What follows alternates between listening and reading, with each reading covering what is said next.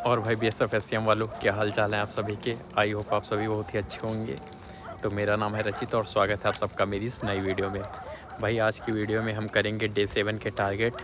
तो टारगेट तो मैं खैर अभी रूम पे पहुंच रहा हूं, फिर आप लोगों को देता हूं। और आज की वीडियो में मैं भाई थोड़ा मैथ्स के बारे में बताऊंगा। तो जिसकी भी मैथ कमज़ोर है तो वो वीडियो को थोड़ा ध्यान से देखना, काफ़ी बेनिफिट मिलेगा इस वीडियो को देखने के बाद में। हेलो दोस्तों, स्वागत है आप सबका मेरी इस नई वीडियो में। और आज है हमारा डे 7। जिन लोगों को नहीं पता उन लोगों को मैं बताना चाहूँगा कि भाई हम लोगों ने 90 डेज़ की एक सीरीज़ मतलब कंप्लीट कर रहे हैं, जिसमें मैंने आप लोगों को ये सिलेबस दिया हुआ है। ये उन लोगों के लिए है जो नए मतलब सब्सक्राइबर हैं, उनको मैं बता रहा हूँ, पुराने वालों को तो पता है। तो भाई ये मैंने सिलेबस आप लोगों को टेलीग्राम पर दिया हुआ है, जिसकी लिंक डिस्क्रिप्शन में है। तो इस पूरे सिलेबस को हम लोग BSF SCM के 90 डेज़ में कवर कर रहे हैं। उसी का आज हमारा डे 7 है और मैं डेली टारगेट देता हूँ। बाकी आप लोग में से बहुत सारे लोग उन टारगेट को पूरा करते हो, साथ साथ में मैं भी इन टारगेट को पूरा करता हूँ। तो आज उसी का हमारा डे 7 है, तो डे 7 के टारगेट दूंगा आज मैं। और आज बहुत ही मतलब स्पेशल बात करनी है, वो है भैया मैथ्स पे, क्योंकि बहुत ही लोगों के मैंने कमेंट देखे हैं, उन लोगों को ज़्यादातर जो दिक्कत हो रही है वो मैथ्स में हो रही है। तो सबसे पहले मैं डे 7 के आप लोगों को टारगेट देता हूँ और उसके बाद में मैथ्स पे बात करेंगे। तो आज आप लोगों को जो डे 7 में टारगेट करना है, वो सबसे पहला काम जो हम लोग डेली करते हैं वो है रिवीजन करना है। रिवीजन किनका करोगे? जो चैप्टर आप पहले पढ़ चुके हो, चाहे वो कंप्यूटर में हो या हिंदी में हो। ये याद कर लो कि जितनी भी चीज़ें हम पढ़ रहे हैं, रिवीजन हमें डेली करना है, क्योंकि जितना ज़्यादा ज़रूरी पढ़ना है उससे भी ज़्यादा ज़रूरी रिवीजन करना है। कोई मतलब नहीं होगा अगर हम लोग लगातार नोट्स बनाए जा रहे हैं, पढ़े जा रहे हैं और आगे बढ़ते चले जा रहे हैं, लेकिन पीछे का रिवाइज नहीं करेंगे तो कोई फ़ायदा नहीं होगा। इस वजह से सबसे पहले तो आपको कम से कम 2 घंटे कम से कम आपको रिवीजन करना है। फिर उसके बाद में कल मैंने मैथ्स में प्रॉफिट एंड लॉस चैप्टर दिया था, आज मैंने ये चैप्टर फिर से दे दिया, क्योंकि भाई ये चैप्टर थोड़ा सा बड़ा है, इसको करने में थोड़ा सा टाइम लगेगा। और मैंने 2 दिन, अगर कोई रिवीजन कर रहा है तो उसका शायद 1 दिन में ही ख़त्म हो गया हो, लेकिन जो लोग मतलब एकदम स्टार्टिंग से कर रहे हैं तो फिर उनको करने में कम से कम 2 दिन या 3 दिन भी लग सकते हैं, क्योंकि चैप्टर थोड़ा सा बड़ा है। तो मैं चाहता हूँ कि वो लोग भी साथ साथ ही रहें, तो इस वजह से इसको भी आज फिर से यही चैप्टर करना है। और फिर उसके बाद में रीजनिंग में आपको करना है, आज जो इंग्लिश में अल्फ़ाबेट टेस्ट होते हैं उस चैप्टर को ख़त्म करना है। तो आज की ये आपके टारगेट हैं। और बाकी फिर मैं बताता हूँ आप लोगों को मैथ्स के बारे में। तो सबसे पहले भाई वो लोग ध्यान दें जिन लोगों को नहीं पता है कि देखो मैंने ये ग्रुप बनाया हुआ है, ये इस पे देख सकते हो फ्यूचर सोल्जर्स करके। और इस पे मैंने ये कंप्लीट, ये देखो ये सिलेबस डाला है।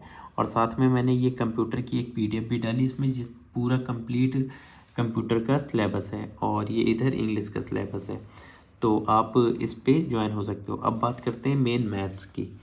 तो भैया इसको थोड़ा सा जूम करते हैं, और ये रहे मैथ्स के चैप्टर। तो अब मैथ की स्ट्रेटजी ये है, देखो 2 तरह के लोग, 2 या 3 तरह के लोग हैं इसमें। पहले तो वो लोग हैं जिनको मैथ एकदम ही नहीं आती है। दूसरे वो हैं जिन्होंने मतलब बेसिक कर रखा है और एडवांस करने में उनको दिक्कत हो रही है। और तीसरे टाइप के वो लोग हैं जिन्होंने दोनों टाइप के कर लिए हैं, उसके बावजूद भी उनके मैथ्स में क्वेश्चन गलत होते हैं। तो आप तीनों लोग कैसे अपनी अपनी मतलब मार्क्स को इंक्रीज़ कर सकते हो, मैं सबके बारे में बता रहा हूँ। तो सबसे पहले बात करते हैं पहले लोग जो हैं जिन्होंने एकदम ही मैथ्स नहीं पढ़ी है कभी। तो भाई उन लोगों के लिए ये है कि आप डायरेक्ट HCM लेवल की मैथ मत पढ़ो। सबसे पहले आप कोशिश करो कि आप GD से स्टार्ट करो। अगर किसी का भी मैथ एकदम मतलब जीरो से चालू करना चाह रहा है तो टफ लेवल करोगे स्टार्टिंग में ही तो दिक्कत होगी। तो पहले अपना बेस बनाओ, पहले आप GD लेवल की प्रैक्टिस करो और आसान आसान क्वेश्चन करो। लेकिन एक बात और है, मैथ्स भैया जितना आप प्रैक्टिस करोगे उतनी आपकी परफेक्ट होगी, ठीक है। और बाकी अगर आप एक चैप्टर पढ़ते हो तो वो चैप्टर जैसे ही ख़त्म होता है, उस चैप्टर के ख़त्म होने के तुरंत बाद आपको कम से कम 100 क्वेश्चन या 120 क्वेश्चंस लगाने हैं। और ये नहीं सोचना कि अरे 100 क्वेश्चंस तो बहुत होते हैं, दिन भर लगे। भैया दिन भर नहीं लगता, अगर आप बैठ जाओ स्पीड के साथ में करो तो मुश्किल से 3 घंटे लगेंगे आपको। 3 घंटे भी मैंने बहुत बोल दिए, तो इतनी देर में आप कर सकते हो। तो ऐसे करके हमें डेली, जिसकी भी मैथ्स भैया वीक है वो कम से कम 3 से 4 घंटे डेली मैथ को दे। जो चीज़ मतलब अगर जैसे बाकी सब्जेक्ट ठीक है, मैथ ही ख़राब है, तो उसको इम्प्रूवमेंट लाई जा सकती है ना प्रैक्टिस करके। तो ऐसे करके जो लोग भी मतलब एकदम स्टार्ट कर रहे हैं तो वो पहले एकदम आसान आसान से चैप्टर करें, और फिर उसके बाद में जैसे ही थोड़ी सी मैथ्स एक बार समझ आने लगी ना, फिर उसके बाद में ऑटोमेटिक आप लेवल बढ़ाते जाना और सारे चैप्टर कवर कर लेना। फिर बात करते हैं दूसरे टाइप वाले लोगों की, जिन लोगों ने कवर कर ली है अपनी बेसिक और उनको एडवांस पढ़ने में दिक्कत हो रही है।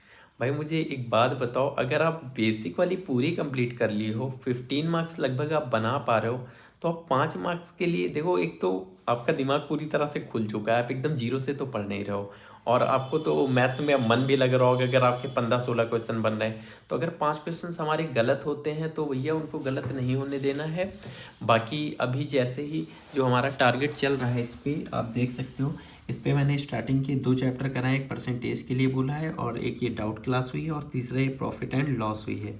अच्छा, अभी जैसे इसमें हम लोग एडवांस वाले एक चैप्टर करेंगे तो उस पर मैं आप लोगों को कुछ इम्पॉर्टेंट फार्मूले, अगर कोई उतना भी कर लेगा तो उसके एडवांस में अच्छे खासे बन जाएंगे।